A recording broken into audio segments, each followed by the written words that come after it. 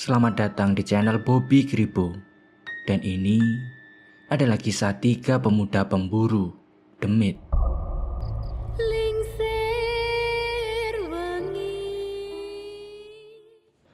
Suatu hari, warga Karangrejo dikejutkan oleh meninggalnya Pak Jarwo. Beliau ditemukan di pematang sawah subuh hari oleh seorang warga yang hendak pergi ke sawah. Polisi pun dikerahkan untuk mengungkap kejadian ini. Warga menganggap kematian Pak Jarwo cukup misterius, sebab terdapat luka bakar di pergelangan kakinya. Banyak yang menduga bahwa Pak Jarwo ini menjadi korban pembunuhan. Namun, pada akhirnya polisi menyimpulkan bahwa kematian Pak Jarwo merupakan kematian yang biasa saja sebab polisi tak menemukan adanya tanda-tanda kekerasan bekas pembunuhan. Dan kasus itu pun ditutup. Walaupun sudah ada pernyataan resmi dari polisi, warga kampung tetap saja berspekulasi tentang apa yang sebenarnya terjadi kepada Pak Jarwo. Ada yang berpendapat bahwa Pak Jarwo ini dibunuh oleh saingan bisnisnya. Ada yang bilang Pak Jarwo ini tersambar petir. Ada juga yang bilang Pak Jarwo ini disantet. Namun, isu yang paling santer di masyarakat adalah bahwa Pak Jarwo ini jadi korban jerangkong. Sudah Yan, pokoknya untuk sementara kamu gak usah keluyuran malam-malam, Kata Mak Sopyan sambil mengunci pintu rumahnya. Emangnya kenapa sih, Mak? Tanya Sopyan. Loh, kamu gak denger apa berita yang lagi santer di kampung kita? Ada jerangkong. Pak Jarwo itu buktinya. Mau kamu kayak Pak Jarwo? Mak Sopyan ngomel-ngomel. Mak, mana ada orang mati dibunuh demit?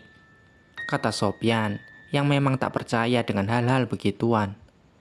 Sudah gak usah ngeyel. Kata Mak Sopyan jengkel. Ya begitulah. Di desa Karangrejo ada makhluk mitos yang disebut jerangkong. Makhluk ini berwujud tengkorak, rangka manusia tanpa daging, tanpa kulit. Yang menjadi ciri khasnya adalah sebelum kemunculannya, ada suara menyerupai decitan ranting bambu yang bergesekan. Kriet, kriet, begitulah kira-kira. Yang menakutkan adalah warga percaya bahwa siapapun yang disentuh oleh makhluk ini akan meninggal seketika dengan bekas luka bakar pada bagian yang disentuh.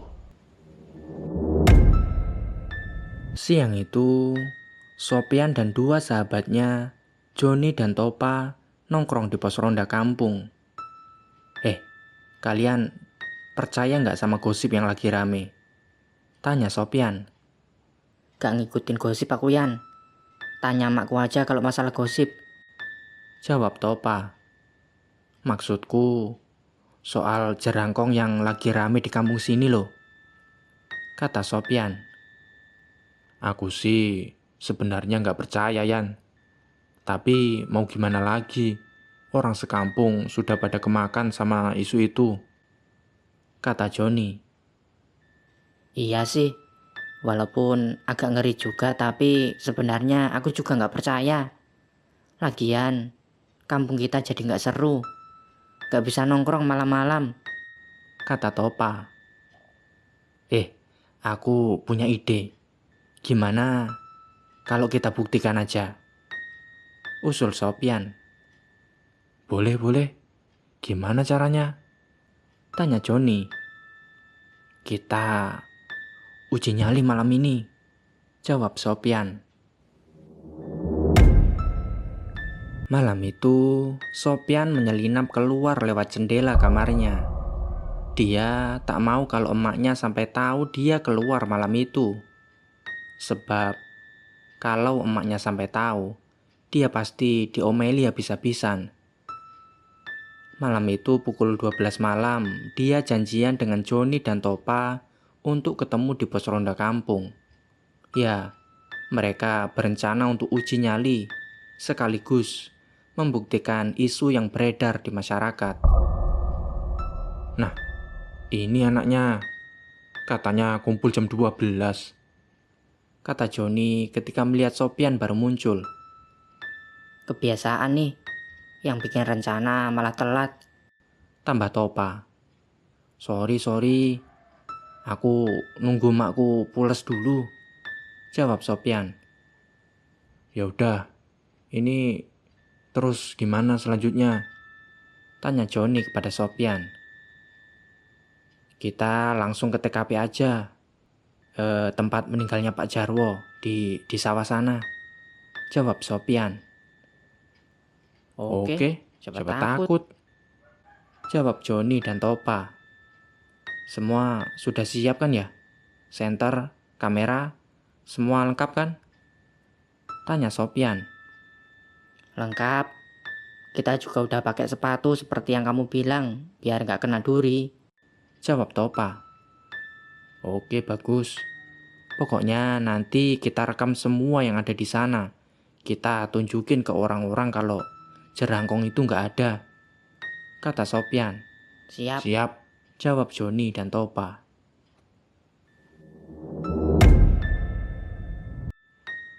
Mereka bertiga pun berangkat ke TKP meninggalnya Pak Jarwo di pematang sawah.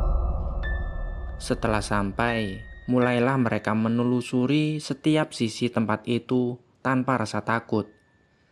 Karena memang pada dasarnya mereka tak percaya bahwa jerangkong itu ada. Nih guys, gak ada apa-apa, kata Joni sambil mengarahkan kameranya ke seluruh sisi tempat itu. Sudah hampir 1 jam mereka mengelilingi tempat itu, dan mereka sama sekali tak menjumpai sosok apapun. Kayaknya udah cukup deh, Yan, kata Topa. Iya nih, udah semua sudut kita samperin, gak nemu apa-apa. Emang gak ada tuh jerangkong, tambah Joni. Iya, aku juga udah capek. Yuk pulang aja, kata Sopyan. Kemudian mereka bertiga pun bergegas untuk pulang. Di tengah jalan, Topa ini kelelahan sebab mereka hanya jalan kaki tanpa menggunakan kendaraan. Bentar guys, bentar. Kita berhenti dulu ya, capek banget aku, kata Topa. Masa gini doang capek, Top? Makanya jangan kebanyakan ngerokok, sau Joni. Lagian, kalian sih nggak mau pakai motor, kata Topa. Ya kalau pakai motor, ketahuan warga dong kocak, jawab Joni. Udah, kita berhenti di depan situ aja. Itu ada tempat duduknya, kata Sopyan. Beberapa saat mereka beristirahat sambil ngobrol-ngobrol. Tiba-tiba Topa mendengar sesuatu. Diam dulu. Kalian denger nggak? Tanya Topa. Apaan sih, Top? Kata Joni. Coba deh dengerin. Mereka bertiga pun terdiam berfokus pada suara yang dimaksud oleh Topa. Kriet. Ada suara dari balik semak-semak. Tuh. Kata Topa. Ah elah, itu mah ranting kena angin kali, kata Sopyan. Iya nih, bikin panik aja, kata Joni. Loh, kalian nggak tahu? Jerangkong itu kan suaranya kayak suara ranting kegesek begitu, kata Topa. Masa sih, Top? Nyalain kamera Ki, kata Sopyan. Topa pun menyalakan kamera handphonenya, sementara Sopyan berjalan ke arah semak-semak sumber suara itu. Tepat ketika hendak menyibak semak di depannya, tiba-tiba ada tangan tengkorak mencoba meraih lehernya. Untung saja dia cukup sigap untuk menghindar. Menyadari itu, tanpa aba-aba, mereka pun lari kocar-kacir pulang ke rumah masing-masing. Paginya, Sopyan, Joni, dan Topa berkumpul di pos ronda kampung.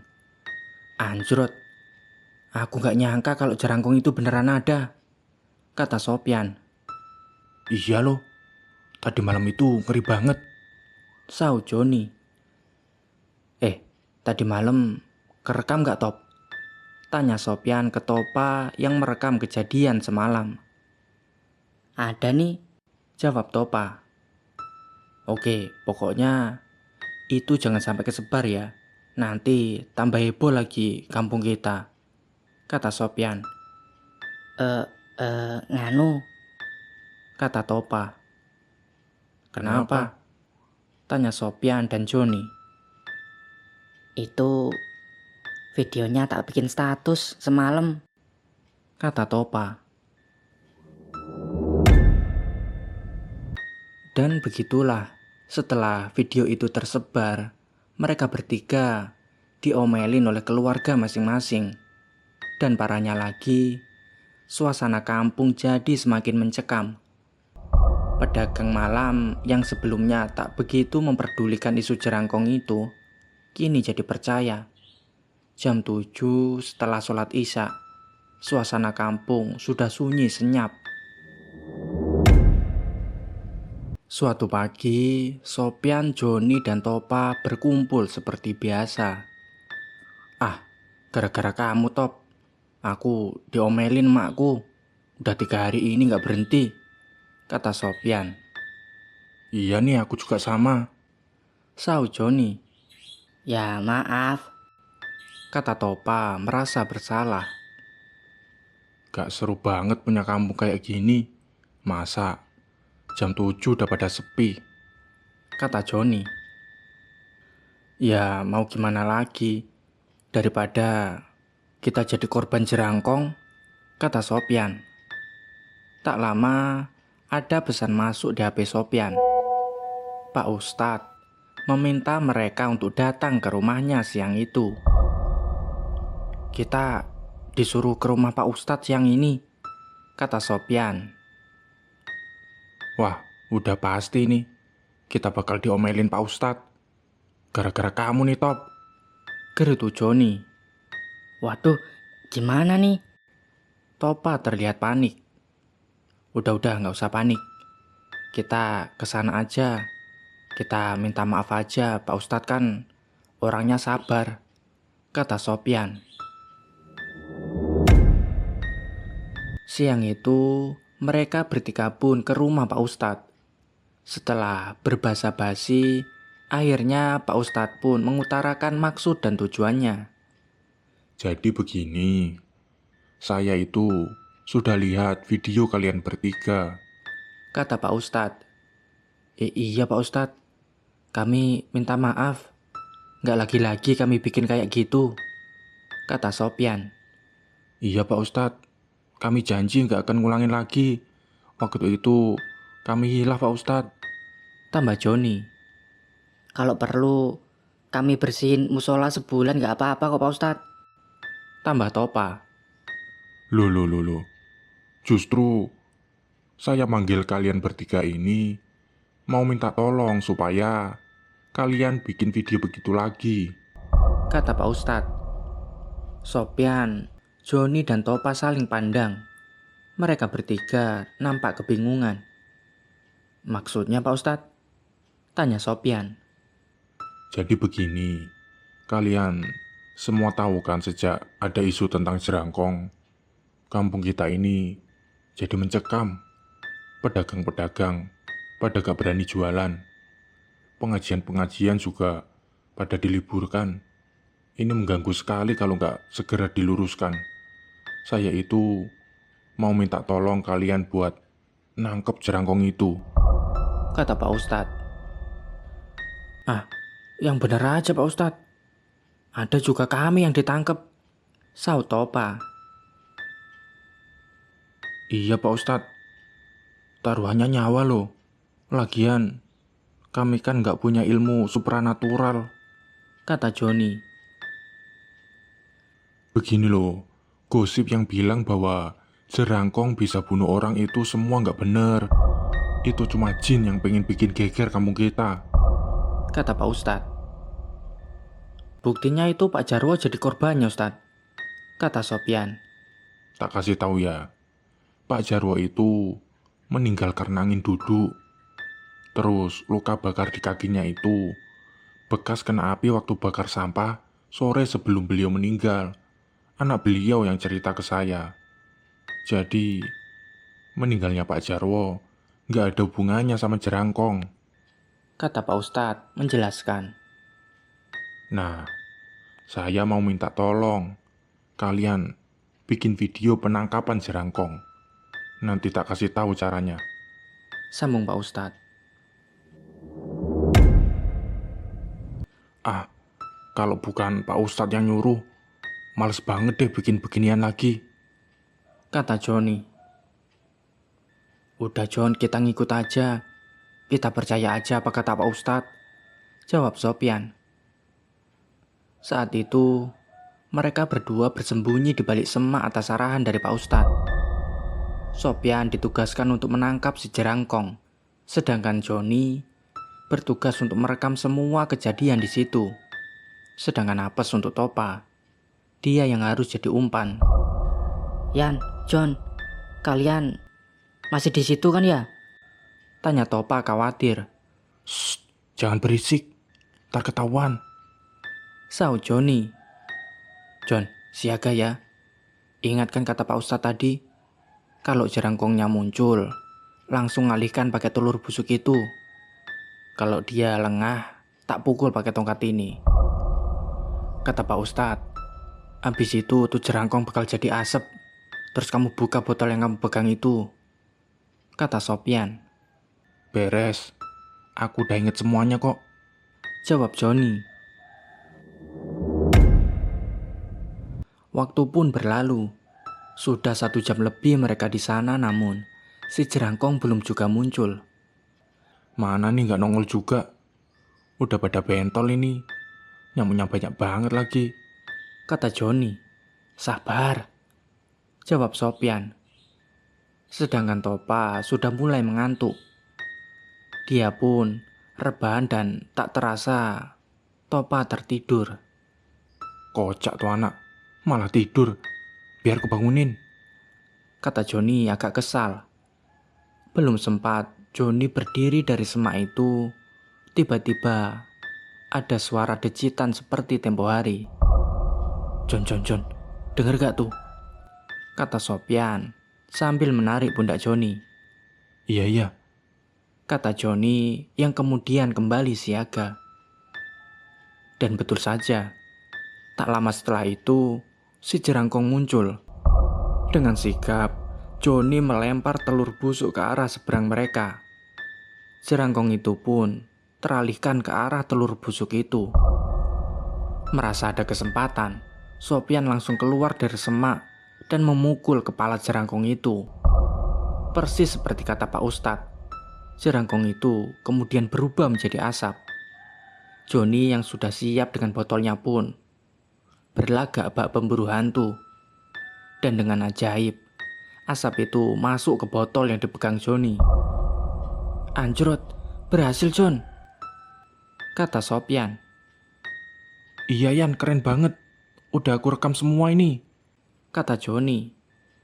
Mendengar keributan itu, Topa yang tadinya tertidur terbangun juga. Mana jerangkongnya? Tanya Topa. Telat kocak. Jawab Joni. Malam itu juga mereka bertiga melapor ke rumah Pak Ustadz. Assalamualaikum Pak Ustadz, kata Sopyan. Tak lama Pak Ustadz pun keluar. Ngapain sih kesini malam-malam? Kata Pak Ustadz dengan wajah sembah baru bangun tidur. Lah, malah tidur dia nyatop. Bisik Joni ke Topa. Lah kan Pak Ustadz yang nyuruh kita nangkep jerangkong, jawab Sopyan. Oh iya lupa. Gimana, berhasil nggak? Tanya Pak Ustadz tanpa rasa bersalah. Alhamdulillah Pak Ustadz berhasil. Kami juga udah rekam semua, jawab Sopyan. Alhamdulillah. Kalian kirim ke saya ya biar saya sebar ke warga, Kata Pak Ustadz. Dan begitulah, Setelah video penangkapan itu tersebar, kondisi desa mulai pulih seperti sedia kala. Isu jerangkong yang meneror kampung itu kini sudah benar-benar dilupakan oleh warga. Uniknya, Sopyan, Joni, dan Topa kini dicap sebagai pemburu demit.